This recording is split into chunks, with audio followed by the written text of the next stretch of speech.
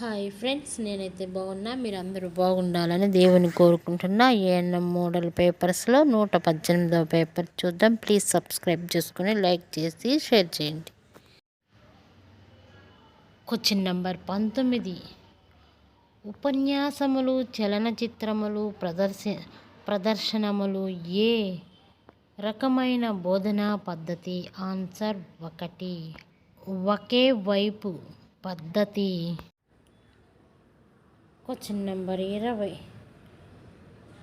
ఒక ఎపిడమిక్ వచ్చినప్పుడు గ్రామములలో వెంటనే తెలియజేయుటకు ఉపయోగించు సాధనం? ఆన్సర్ 3. దండోరా. Question number 21. ప్రజల ఆరోగ్య విద్య వలన వీటియందు మార్పు వచ్చును? ఆన్సర్ 4. పైవన్నీ విజ్ఞానము, ప్రవర్తన, వైఖరి. Question number 22. అభ్యసించు విధానములు? ఆన్సర్ 3. వినుట మరియు పఠనము, అభ్యాసము, చర్చ. Question number 23. గ్రామ ప్రాంతాల్లో ఆరోగ్య విద్య బోధనకు అనువైన పద్ధతి? ఆన్సర్ 1. నాటకములు. Question number 24. సమాచారమునకు ఉండవలసిన లక్షణములు? ఆన్సర్ 4. క్లుప్తము, ఖచ్చితమైనది, స్పష్టమైనది, పైవన్నీ. Question number 25. ఒక తల్లుల సమూహమునకు నీవు ఉపయోగించు దృశ్య శ్రవణ పరికరములు? Answer 3. Flap cards. Question number 26. సమాచారం ఎక్కువగా ఏ పద్ధతి ద్వారా గ్రహింతురు? ఆన్సర్ 2. వినుట, చూచుట ద్వారా. Question number 27. ఉపకేంద్రములోని నాయకులు, స్వచ్ఛంద ప్రభుత్వం సంస్థలు, డిస్క్ గ్రూపులు గుర్తించు పటం ఏది? Answer 1. Health education map. Question number 28. Pre school పిల్లలకు పోషకాహార సరఫరా కొరకు ఏర్పాటు చేయబడిన కేంద్రములు ఏమిటి? ఆన్సర్ 2. అంగన్వాడీలు. Question number 29. ఆరోగ్య విద్యా బోధన ముఖ్యంగా ఎన్ని రకాలు? ఆన్సర్ 2. 3 రకములు. Question number 30. బృంద చర్చలు ఏ రకమైన బోధనా పద్ధతులు? ఆన్సర్ 1. బృంద బోధనా పద్ధతి. Question number 31. ట్యూబెక్టమీ మరియు వ్యాసెక్టమీ క్లయింట్లను ఎంపిక చేయుటకు డాష్ ఆరోగ్య విద్యా పద్ధతిని వాడుతారు? ఆన్సర్ 2. ప్రేరణ.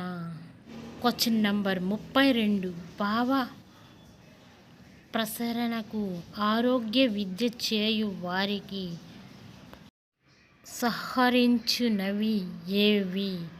ఆన్సర్ 3. దృశ్య శ్రవణ పరికరములు. Question number 33. భావ ప్రసరణలో కీలకాంశములు ఎన్ని? ఆన్సర్ 3. 4 అంశములు. Question number 34. భావ ప్రచారం నందు గ్రాహకుడు చెవులు ద్వారా ఎంత శాతం సందేశం గ్రహించును? ఆన్సర్ 2. 7%. నంబర్ 35. అభిప్రాయములను, ఆలోచనలు, నిజాలను ఒకరినొకరు ప్రత్యక్షంగా లేక పరోక్షంగా తెలుసుకొనుటను డాష్ అంటారు? ఆన్సర్ 1. భావ వినిమయం. Question number 36. భావ వినిమయం నందు ప్రధానముగా ఎన్ని అంశములు? ఆన్సర్ 3. 5 అంశములు. Question number 37. ఈ క్రింది వాటిలో సమూహం సమూహ బోధనా పద్ధతి ఉపయోగించు సాధనములు. ఆన్సర్ 4 పైవన్నీ. టెలివిజన్, రేడియో, పోస్టర్లు, కరపత్రములు పైవన్నీ. Question number 38. గృహ సందర్శనము నందు ఏ రకమైన బోధనా పద్ధతిని ఉపయోగించుదురు? ఆన్సర్ 1 వ్యక్తిగత బోధనా పద్ధతి. Question number 39. ఏవి ఎయిడ్స్ అనగా? ఆన్సర్ 1 దృశ్య శ్రవణ పరికరములు. Question number 40. క్రింది వాటిలో ఏకముఖ బృంద బోధనా పద్ధతులు? ఆన్సర్ 2 ఉపన్యాసములు. Question number 41. ద్విముఖ బోధనా పద్ధతులు? ఆన్సర్ 4 పైవన్నీ. Group discussion, panel discussion, workshop పైవన్నీ. 42. చలక్ మరియు తలక్ మెడిట్ అని దేనిని అందురు? ఆన్సర్ 1 ఉపన్యాసము. Question number 43. ఉపన్యాసం యొక్క వ్యవధి? ఆన్సర్ 3 15 నుంచి 20 నిమిషములు. Question number 44. బోధనా పద్ధతుల్లో అత్యుత్తమ పద్ధతి? ఆన్సర్ 1 ఉపన్యాసములు. Question number 45.